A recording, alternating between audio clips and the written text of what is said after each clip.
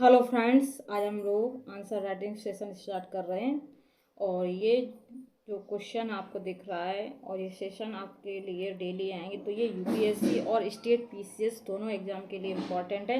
ये क्वेश्चन आपको दिया जाएगा, फिर आपका आंसर भी बताया जाएगा किस तरीके से आपको आंसर करना है। ठीक है, तो जैसे कि क्वेश्चन दिया गया है, भारत में वृद्धजनों की बढ़ती संख्या के संबंध में निर्भरता अनुपात की अवधारणा पर चर्चा कीजिए। भारत में वृद्धजनों के समक्ष आने वाली प्रमुख चुनौतियों की पहचान करते हुए इनके समाधान हेतु उपाय बताइए।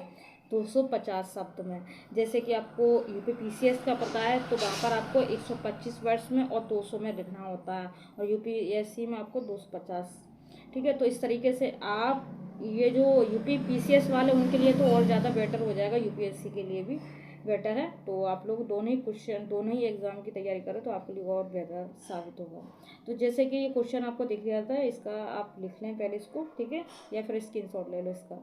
फिर आगे आपको उत्तर किस तरीके से करना है, तो देखिए सबसे पहले हमको क्या करना है, निर्भरता अनुपात की अवधारणा का परिचय देते हुए हमको क्या करना है, शुरुआत करनी है। भारत में बुजुर्गों के समझ आने वाली प्रमुख चुनौतियों की पहचान करना है हम लोगों को। फिर क्या करना, भारत में बुजुर्ग आबादी की चिंता को दूर करने के लिए कार्रवाई योग्य कदम सुझाने होंगे आपको। फिर तदनुसार आपको निष्कर्ष पे आना होगा।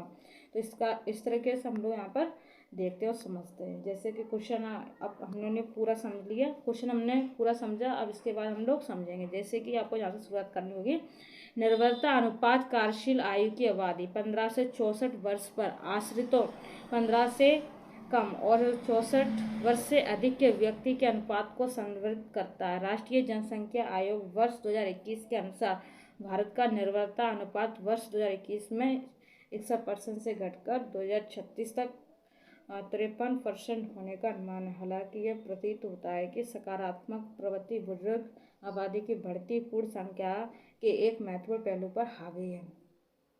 मुख्य भाग में हम लोग आ जाएंगे और यहाँ पर आपको लिखना होगा एक हेडिंग डाल के, भारत में बुजुर्गों के समक्ष प्रमुख चुनौतियाँ। फिर आगे आपको इस तरीके से आना और फिर से स्टार्ट कर देना। जस्ट ये थोड़ा सा 1 मिनट यहाँ से आपको फिर से स्टार्ट करना है।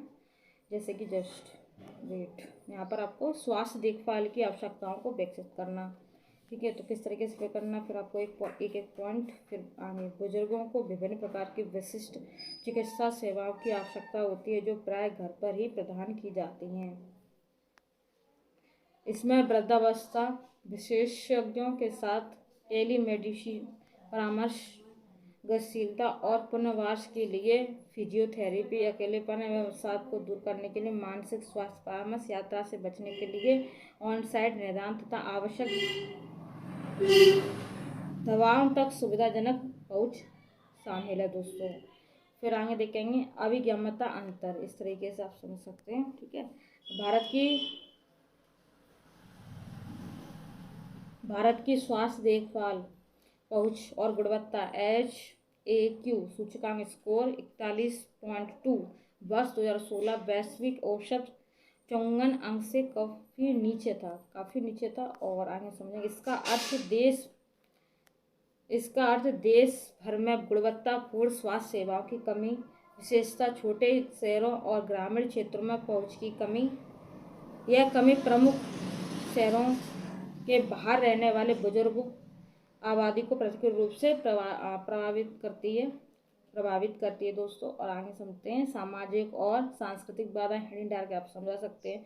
सामाजिक कारक बुजुर्गों के लिए स्वास्थ्य देखभाल तक पहुंच में बाधा डाल सकता है, और पारिवारिक उपेक्षा के उदाहरण स्वयं बुजुर्ग के बीच निम्न शिक्षा स्तर और सामाजिक सांस्कृतिक मान्यता जैसे पेशेवर सहायता करने को हतोत्साही करती है। समय पर चिकित्सा हस्तक्षेप में बाधाएं उत्पन्न कर सकती हैं दोस्तों। सामाजिक सुरक्षा कार्यक्रमों की सीमा, मौजूदा सामाजिक कल्याण कार्यक्रम जैसे आयुष्मान भारत और सार्वजनिक स्वास्थ्य बीमा योजना बुजुर्ग आबादी के एक महत्वपूर्ण हिस्से को असुरक्षित बनाती है दोस्तों। नीति आयोग की एक रिपोर्ट इस बात पर प्रकाश डालती है कि 40 करोड़ भारतीयों के पास स्वास्थ्य देखभाल के लिए कोई वित्तीय कवरेज नहीं है। यहाँ तक कि मौजूदा पेंशन योजना भी अल्प सहायता प्रदान करती है। कुछ राज्य केवल 350 रुपये से 400 प्रति माह प्रदान करते हैं, जहाँ सार्वभौमिकता का अभाव होता है। आगे समझते हैं वृद्धावस्था का स्थिरीकरण। जैसे कि यहाँ पर हम लोग समझेंगे एक महत्वपूर्ण पर्वतीय वृद्धावस्था का स्त्रीकरण जिसमें महिला पुरुषों से अधिक दर से जीवित रहती हैं। यह घटना स्वास्थ्य देखभाल आवश्यकताओं और विशेष रूप से बुजुर्ग महिलाओं के लिए तैयार की गई सामाजिक सहायता प्रणालियों के संदर्भ में अनूठी चुनौतियां उत्पन्न करती हैं। इस तरीके से आप क्वेश्चन का आंसर लिखोगे तो काफ़ी अच्छे नंबर मिलेंगे। और फिर आगे हम लोग और समझते हैं सम्मानजनक भविष्य के लिए कार्रवाई योग्य समाधान, सामाजिक सुरक्षा को सुदृढ़ बनाना। देखिए वीडियो के ले जाएंगे जो आपको और अच्छा क्वेश्चन लिखने को मदद करेंगे। ठीक है, राष्ट्रीय पेंशन प्रणाली एनपीएस और प्रधानमंत्री वय वंदन योजना पीएमडब्ल्यूवाई जैसी योजना के तहत पेंशन कवरेज का विस्तार आवश्यक वित्तीय सुरक्षा प्रदान कर सकता है। केरल राज्य ने अपनी अपग्रेड करोड़ा सामाजिक सुरक्षा पेंशन योजना के माध्यम से बुजुर्गों के लिए सामाजिक सुरक्षा एक मॉडल लागू किया था। सक्रिय वृद्धावस्था को बढ़ावा देना, सामाजिक गतिविधियों, कौशल विकास कार्यक्रमों और अंतर पीढ़ीगत स्वयं सेवा में वरिष्ठ नागरिकों की भागीदारी को प्रोत्साहित करने से सामाजिक भेदभाव का सामना किया जा सकता है तथा मानसिक कल्याण को बढ़ावा दिया जा सकता है। वृद्धावस्था देखभाल में निवेश, वृद्धावस्था विशेषज्ञों की संख्या बढ़ाना, बुजुर्गों के लिए समर्पित स्वास्थ्य देखभाल सुविधा स्थापित करना, टेलीमेडिसिन सेवाओं को बढ़ावा देना उनकी विशिष्ट स्वास्थ्य देखभाल आवश्यकताओं को पूरा कर सकता है। आयु अनुकूल बुनियादी ढांचे का निर्माण, सार्वजनिक स्थानों और परिवहन प्रणालियों को बुजुर्गों के लिए सुलभ बनाने से उनकी गतिशीलता एवं स्वतंत्रता में सुधार हो सकता है। अधिक समावेशी समाज के निर्माण के लिए समुदाय को बुजुर्गों की आवश्यकता के प्रति संवेदनशील बनाना महत्वपूर्ण है। हाल ही में केरल के कोच्चि शहर को विश्व स्वास्थ्य संगठन WHO द्वारा आयु अनुकूल शहरों के वैश्विक नेटवर्क का सदस्य घोषित किया। आयु अनुकूल शहर WHO के आयु अनुकूल दृष्टिकोण के मूल्य और सिद्धांतों को साझा करते हैं तथा बढ़ावा देते हैं जो आयु अनुकूल वातावरण के निर्माण के लिए प्रतिबद्ध है। अब हम लोग निष्कर्ष पे आते हैं दोस्तों और समझते हैं। भारत की वृद्ध आबादी एक अधिक समावेशी समाज के निर्माण का अवसर प्रस्तुत करती है। बेहतरीन तरीके से डिजाइन की गई नीतियां स्वास्थ्य देखभाल और सामाजिक सुरक्षा में निवेश एवं सहायक वातावरण को बढ़ावा देकर बुजुर्गों के समक्ष आने वाली चुनौतियों का सक्रिय रूप से समाधान करके भारत अपने वरिष्ठ नागरिकों के लिए एक सम्मानजनक भविष्य सुनिश्चित कर सकता है। जैसे जैसे राष्ट्र इस रजत लहर पर आगे बढ़ता है वैसे ही एक समग्र दृष्टिकोण जो आर्थिक सशक्तिकरण,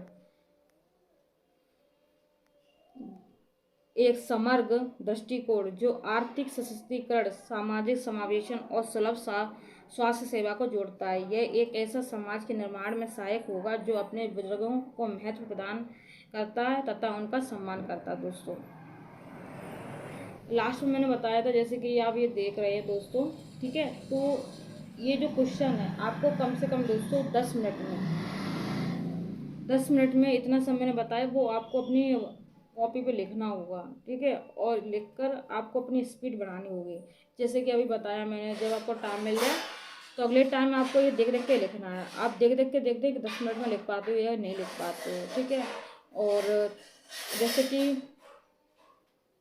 जैसे पहले आपका क्वेश्चन पेपर आया था और आपने नहीं देखा तो वो वाला डिस्क्रिप्शन में तो आप वो देख लेना।